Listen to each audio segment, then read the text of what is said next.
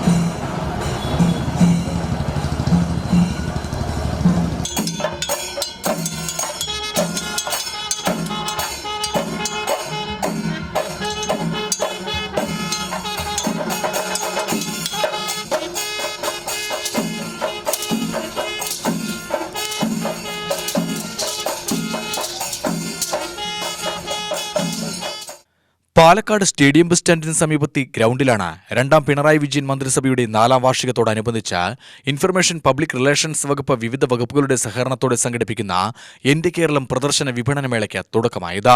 വൈദ്യുതി വകുപ്പ് മന്ത്രി കെ കൃഷ്ണൻകുട്ടി മേള ഉദ്ഘാടനം ചെയ്തു.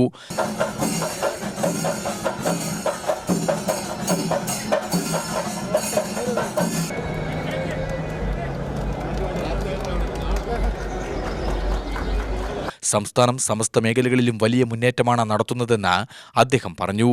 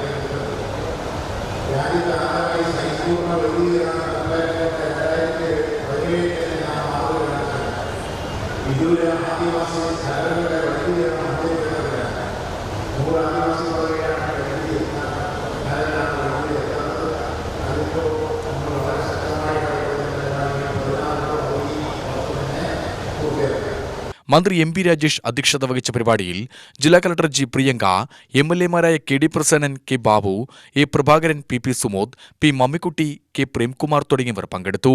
തൊഴിൽമേള, കുട്ടികൾക്കും കൗമാരക്കാർക്കും സൗജന്യ കൗൺസിലിംഗ്, പോലീസ് ഡോഗ് ഷോ, കുടുംബശ്രീയുടെ കൈമാറ്റച്ചന്ത, ഫിഷ് സ്പാ, AI പ്രദർശനം ക്ലാസും സൗജന്യ കുതിരസവാരി, ഫുഡ് കോർട്ട് തുടങ്ങി നിരവധി വൈവിധ്യങ്ങളാണ് മേളയിൽ ഒരുക്കിയിരിക്കുന്നത്.